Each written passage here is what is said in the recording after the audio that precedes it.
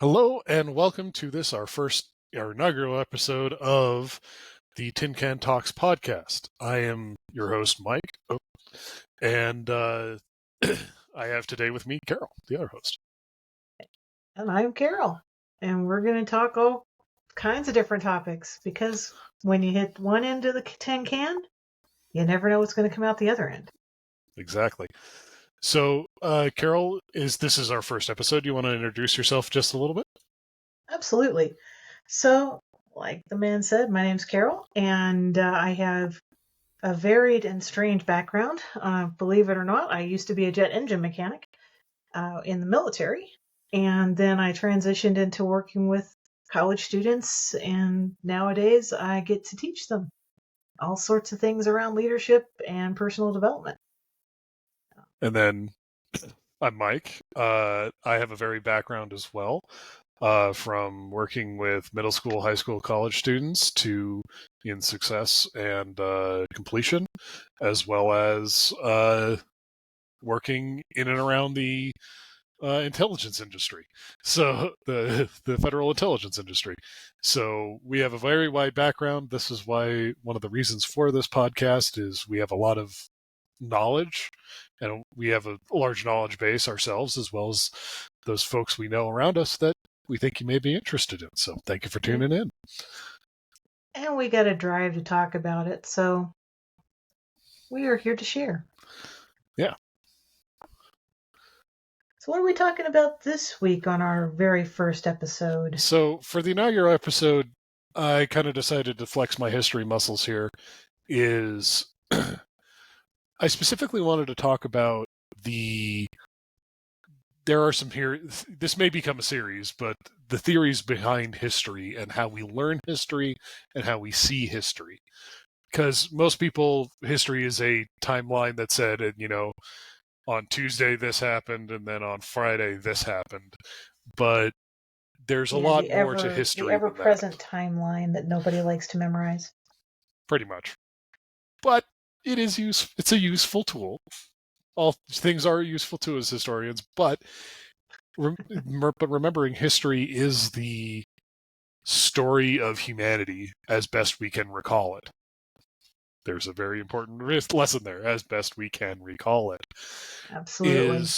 So this one's come up as of recent because it's actually kind of been in the zeitgeist with strong men, strong leaders, blah, blah, blah, is the great man theory of history.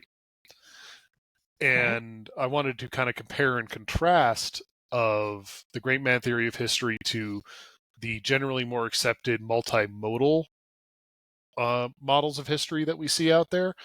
But in the future, I'd very much like to get into geographical determinism, which is geography plays a huge role in history. So it plays a role, but it doesn't always predict. No. Anyway, that's for that discussion, as well as being a leader does play a role, but it doesn't always predict. And that's kind of where, if you want the thesis of what we're saying here, there it is. But the great man theory of history, as it sets, is that the man makes history. We call it great man of history because, frankly, throughout history, it's mostly been men making decisions. You can't actually say great women of history as well, in my opinion. Oh, for sure. People like Rosa Parks, because would the bus boycott be what it was without Rosa Parks sitting on the bus? Maybe not. But is that so? The whole idea of the great man of history is that you have the man at the right place at the right time, making history. And actually, the two examples I have, one positive, one negative, is Pol Pot, the Cambodian dictator, and George Washington, because both kind of came around in a revolutionary time, had very different views upon the world and how the world worked, and you can see how their actions have actually made an impression upon the history of their individual countries. So one of the big, George Washington, just quick overview.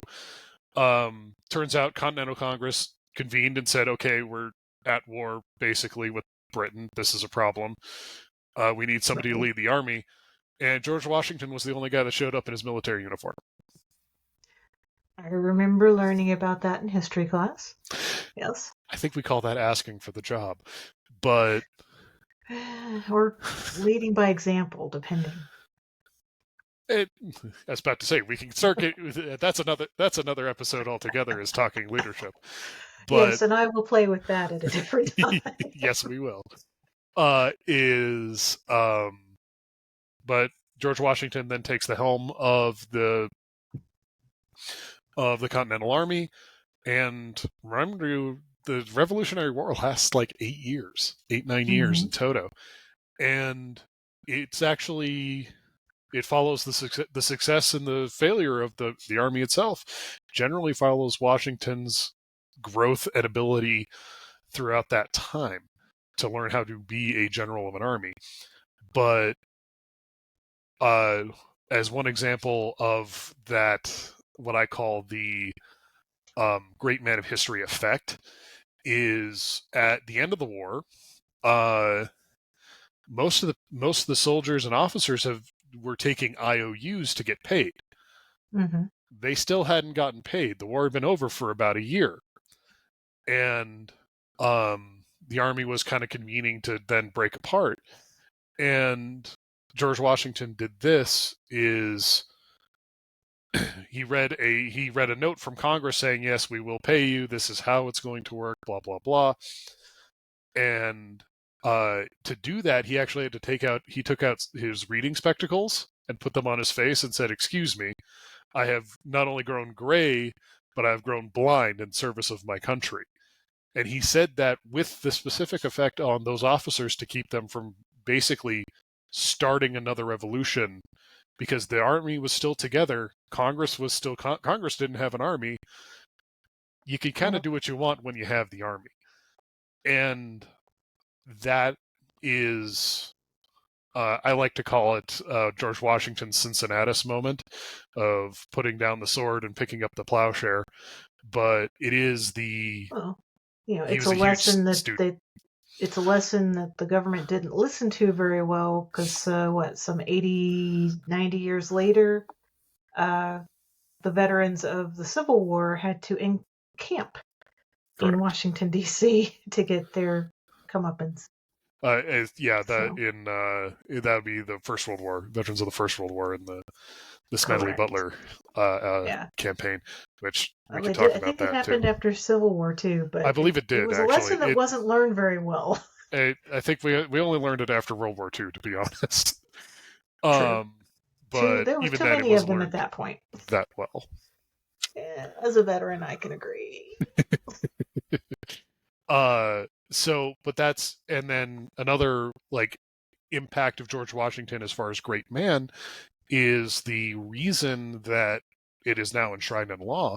But until FDR came around, until Franklin Delano Roosevelt came around, he set the precedent of being the president of the United States, of what the president of the United States would be, and for how long, because he was only president of the United States for 8 years. Mm-hmm. He could have been president of the United States for the rest of his life if he wanted to. There were movements to make him the monarch, and of course he didn't want that. So, and again, being a student of Cincinnatus, is like, nope, I just want to go back to Mount Vernon. I'm done. Go away. I'm going to go back to my farm. Thank you very much. But that precedent actually held until Franklin Delano Roosevelt, well over 100 years later. That if you become the president, you do 2 terms, and that's it. And that was an honor code for the presidents to do that. Mm-hmm. It wasn't enshrined in law. It was only enshrined in law after Franklin Delano Roosevelt. Yeah. Which you can say extenuating circumstances. But true, but wisdom has proven that it was a good idea to have those limits. Yeah, it turns out limits on power for people is a good thing. Let's about power corrupting. No. Let's flip the script and go to our dear friend, political politics perfected. That is actually what Pol Pot means. He renamed himself. Politics perfected. Of course he did. We have to turn our context to Southeast Asia in the 1960s and the 1970s. Dangerous time zone. Yeah, you have the Vietnam War that is basically contiguous since 1947 in the area. Whether it be the French, the Americans, South Vietnamese. You have the end of that conflict officially in 1975. I don't know it off the top of my head, but I believe it's 77 when it's the late 70s is when Pol Pot comes to power in Cambodia. I have no idea. But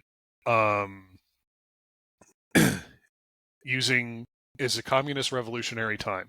You have the communist takeover of Vietnam.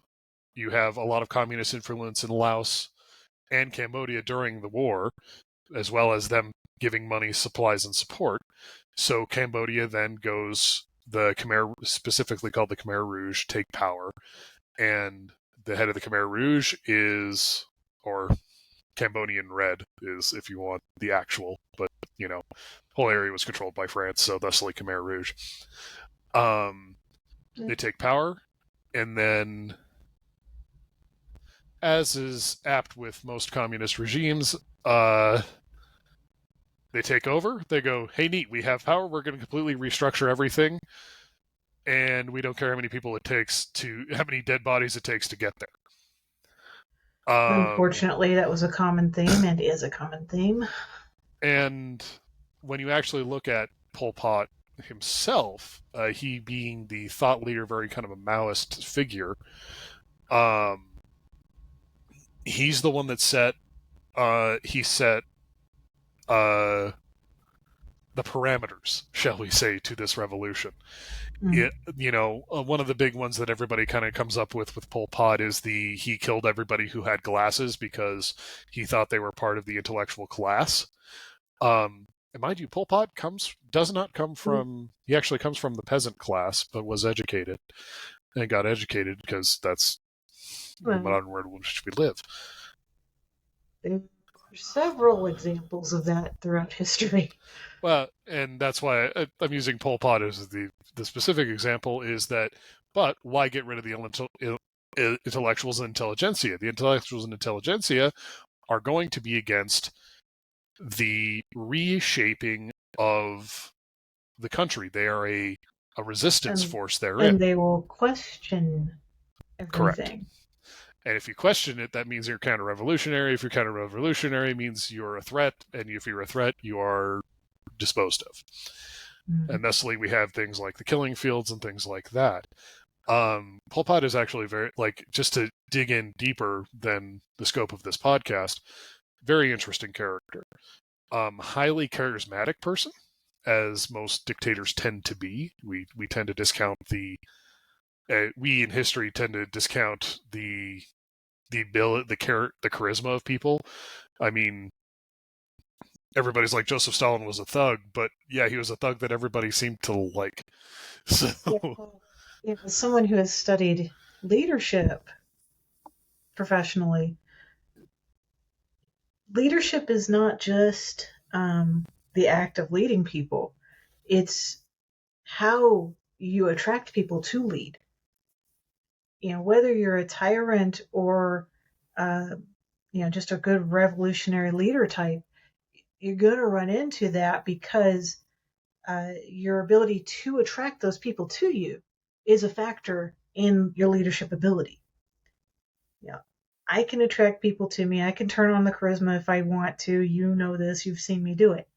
That is true. But in my personality, I'm not the type that's going to abuse that. Tyrants don't have the moral compass to not abuse it. Power is power. Power corrupts absolutely. Anyway. It certainly does.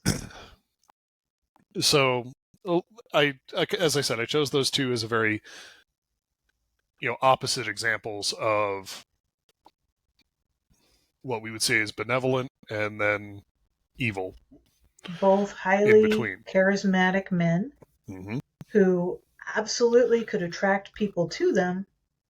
One put the good of the country and the people ahead of his own well-being or potential well-being.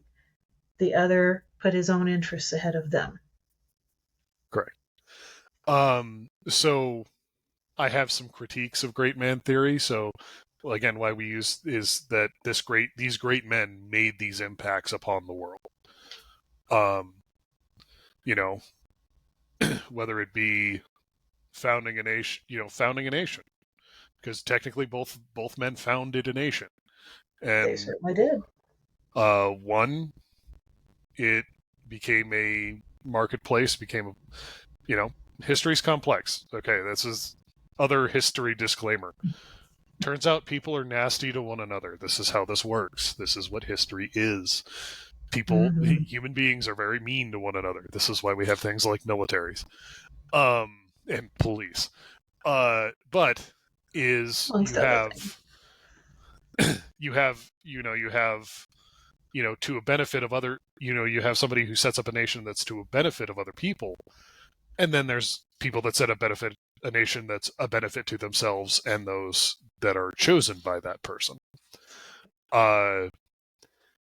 My major critiques herein is, if you don't mind me playing with a little bit of philosophy here, is it's a little reductive in scope. Is that George Washington did this, thusly America's a nation. There's a lot more to it than that. I'll say it's a very, very simplified Pol Pot variation. did this, thusly Cambodia became Khmer Rouge, Cambodia. But it's an easy way for people to understand how history works. And then the philosophic side is it's rather Nietzsche in its totality. Is you have an Ubermensch who's the man who's better than other men that will then lead other men and do things and rah rah rah rah rah.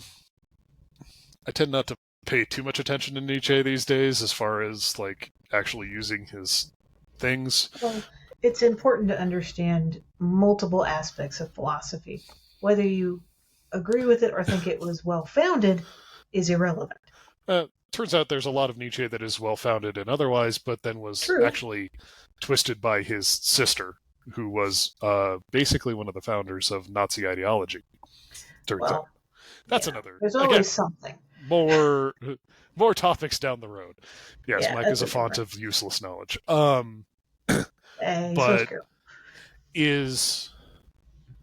and this kind of rolls us into the multimodal idea of history that I tend to use as a both amateur historian and having studied history for a long time. It's not just the man. No, it never is. It's a well-timed weaving of the people, the place. Geography is important. We'll definitely talk about that when we talk about geographic determinism. And so is the time. Because the people have to be in the right place. The time has to be right within sight of things. They have to be in a good enough place. Like, let's just take the American Revolution as an example. In that time, it took 3 weeks to get from England. It took 3 to 6 weeks, depending on the wind, to get from England to the United States. Yep. That's a long Good time. Old sail ships. Oh, yeah. So there's a lot that could be done that in a hierarchical system like the British military that is reporting to, the king, the prime minister, and the Minister of Northern American Affairs. A lot can change on the ground. For sure. Before the leadership who can actually make the decisions of what's going to happen actually hears about it. Yep. So that's the place. Is geographically it was far away. There was that separation. Secondly, is you have the American literal. It's for those of you who live back east and have lived back east, it's an interesting place, that's for sure. Especially in a geographic sense, is you could just disappear into the mountains and say, "Okay, come get me." You can hit and you can leave. That's very And that's actually one of the brilliancies of George Washington, how he fought the campaign for American liberation, which was, I don't need to win every time. I just need not to lose. Yeah. He employed the militia and the Minutemen in a guerrilla form, which the rank and file of the British Army at the time was unfamiliar with, because it completely blew conventional warfare as far as they knew it out of the water. Out of the water. And not to mention, you have, an incise pot. You're looking at an occupying force and an incensed populace. Like officially, I think the number is a third of the country, like anywhere between, I think it's 3 and 10% of the country. Depends on sources. This is another thing you'll hear a lot from this podcast. Depends on sources that actually supported the Patriot cause. But that's enough to keep that going. And this is actually something we learned both in Vietnam and again in Afghanistan, and we'll see what the next one is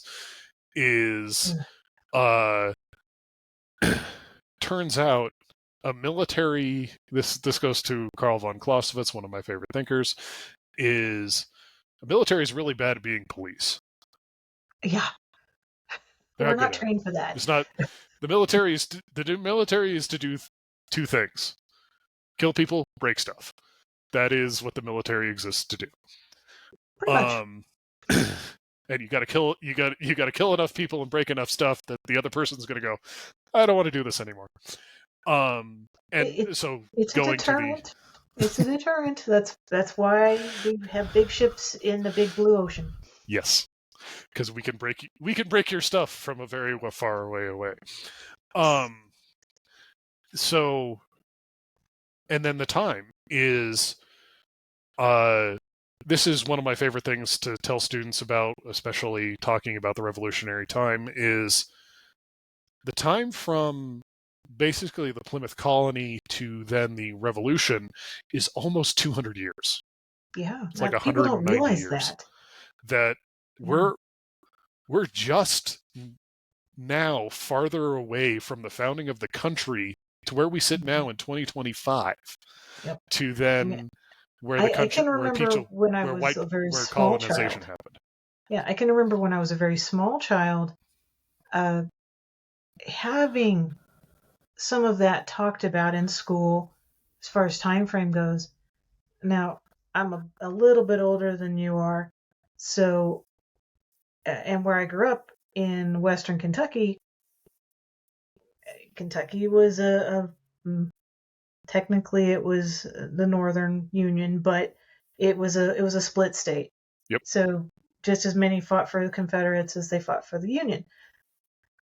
And there were still a couple of very old Confederate retiree types living in the area. So things like that were brought up in school, and we talked about things. And I don't think there was any Union folks at that point in our area, but we talked about it. And I can remember thinking how crazy it is, the fact of the timing, because that was much closer to the middle of the 200-year point than it is now. And that it sets up that time. It then sets it up. So then you have, of course, the precursor of the 7 Years' War. And that's what puts in the taxes in place, because turns out war gets expensive when you kill people and break stuff. And it needs to get paid for. And so you've had a whole bunch of people who've been left alone for a long time to, do their thing. And now you're saying, hey, we're taxing you and you can't do anything about it. You get a lot of people pissed off. Then you have, it's technically separated enough, and the 13 colonies were very large. They're large states, and I say states in the matter of geopolitics. Correct. But even at the time, if you take into account the size of the United Kingdom, not the empire, the actual British Isles. So was it 5 countries that make up the islands? Correct. They maybe equal about geographically the size of New York and Pennsylvania put together? Yeah. Small. It's about this. So it's the perfect time. It's the perfect place. You had a highly educated leadership class, yes. classically educated leadership class, because you're also looking at the, really the height, what I would call the height of the Reformation, not the Reformation, excuse me, the Enlightenment period of Right. Enlightenment thinkers. So you have Locke and well, we got Locke, Ben Hobbes, Franklin. We got Hancock, who was he was a doctor or a lawyer, I forget which. lawyer and merchant. Yeah. Right. You know, so we've got the scientists, we've got the lawyer and merchant. There was a couple of medical doctors. There were a couple of clergies in the founding fathers as well, and those were the highest of educated in that time Correct. period. So, and also when you think about again, going back to the place itself, is there are at the time there were like 5 or 6 actual universities inside of the colonial system. When you're looking at the same in Britain, yep. that you have, again, they have this classic mindset. So, Princeton, Yale, Harvard, they're all Yale, Harvard, King's College, or as Columbia as we call it now. King's College in New York, the College of William and Mary in Virginia. Yep, in Virginia. That was one of the others that was also established at that point. There's one in Maryland, and I forget which, but still the learnedness. So the ideas in that time, they were all right for making the American Revolution both happen and stick. Yep. Because there's a reason we usually call them revolutions, because it usually goes from tyranny to then freedom and then back to tyranny again. That's why it's a revolution.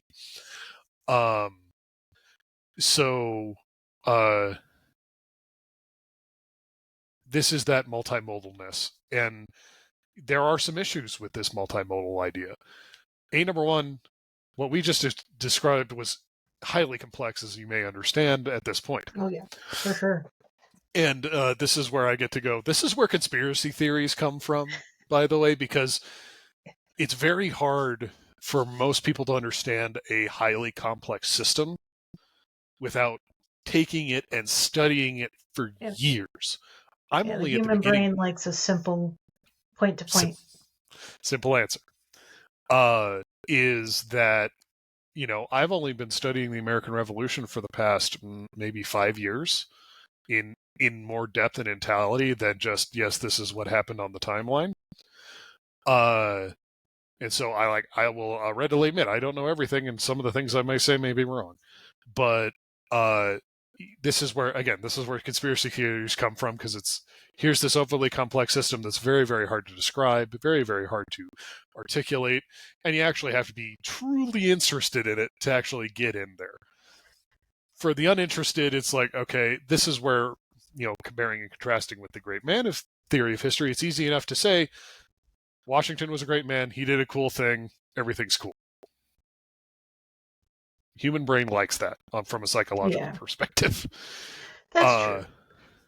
So but the big issue is it's hard to communicate. Not everybody's going to want to know, but this is where I think there's been a failing with inside of both history teaching as well as curriculum and whatnot, is saying that yes, history is complex, but this is what we know and how we know it.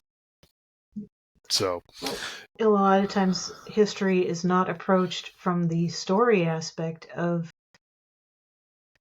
what caused it.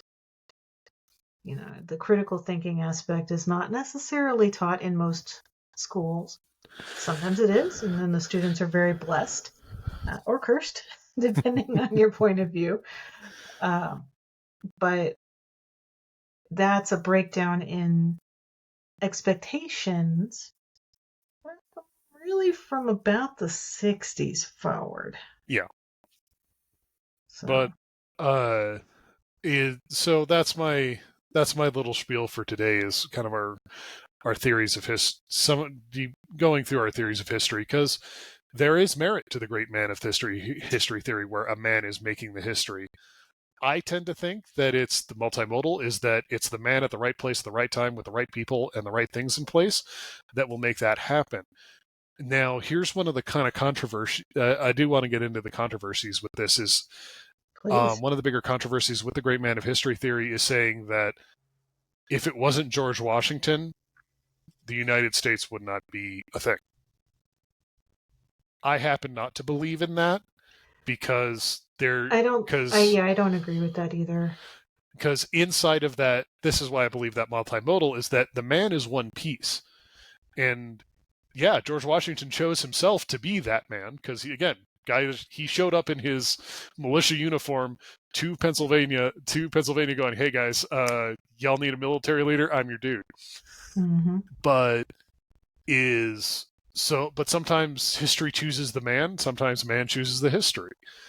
So, and I do think that there's I think it would have taken longer. Yeah.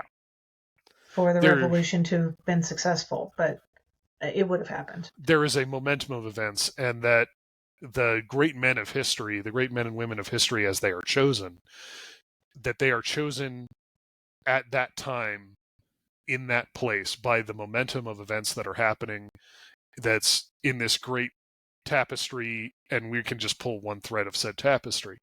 So inside of that momentum of events, people are chosen, they're just in the right place in the right time to be the right person in that right place. And sometimes they have wonderful effect on history, and sometimes they have terrible effect on history. And usually it's both. So that's true. And we look at history through the lens of bias. There is a very honest truth that history is written by the victors. Yes. I have lived in Japan. You do not bring up Hiroshima. You do not bring up anything about atomic bombs. Yeah. And it's not because they are against the Western version of the history. They lived the cataclysm. That was the explosion. The way that they teach history in Germany, the way they teach history in Japan for the 20th century is different, because they go, here's how we built up to it. Here's why we did what we did. And this is the consequence of those actions. 100%. And that's... But they don't want you to forget. Correct. This is the bad behavior that led to this consequence that was so dramatic. And you can say that the United States is also in the midst of that as well, because we have... and it's as the Confederacy called it themselves, is our peculiar institution. Is, again, caveat of history stands over everything we're saying here, which is humans are violent. Humans do terrible things to one another. Absolutely. And there are times people do wonderful things, there are times people do terrible things. And living past those terrible times, especially as we get to understand psychology and human psychology and human interaction more and more, as it's become an actual study instead of just Freud talking to somebody on a couch, is right. We can see trauma, how it affects people, how it affects a group of people, not just a person. And also how it affects generations past it. Correct. That generational trauma is actually a thing, and yes, it does happen. My kid was in the womb at 9/11. Mm-hmm. And while, yes, of course, there were some physiological impacts of that because of my reactions. Of course. I've watched her grow up because she is the generation that was born right after. Correct. Right after. So I've watched them grow up, and they are so much more timid of the world, and rightfully so, because they didn't have the innocence of it. They grew up at a scary time. I've done a lot of interviews with folks who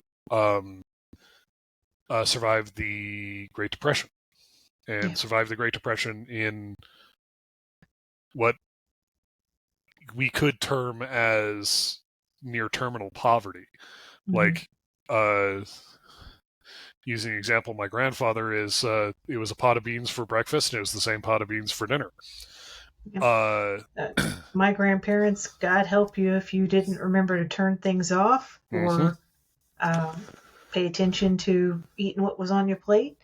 Because they know the true cost of things. Oh, yeah. And those traumas, those generational traumas are seen, we start to see them and understand them now. But when you go back into the history, it isn't talked about much. My guess is it was seen and talked about a lot more than we expect. But now with literacy rates being so high across the world proper, is we actually can record things now. We're actually recording more stuff now. So right, which, from an archaeological historical perspective, will be very useful. But at the moment, it's too much information. Yeah. And that's why history is complex. And these things are not to be ignored. But understand you have to approach things critically, right? Yep. Because there's always more than one side of things. There's always more than one answer. Pol Pot obviously had some idea of a good thing, that he was able to talk other people into his way of thinking. Adolf Hitler did too. Exactly. He actually instituted a lot of really good things. I was about to say, going to Pol Pot as an example, you went from a country that had probably 20 to 30% literacy to 80% literacy in his reign of social programs 10 like years. Child care and kindergarten. You ever wonder why it's spelled with a T? It's a German word, friends. Yes. Well, Kinder is put him in the kid garden. Yeah. I know. But I think that actually does sum up a lot of what we're both trying to do with this podcast as well as this episode is think critically. Think beyond what anybody is telling you. Even us. Think beyond it. Absolutely. And hopefully we challenge you to do that. And hopefully we can spark that in you. So I want to say thank you for listening and have a wonderful day, and we'll catch you on the next one. Yes, we'll catch you on the next one.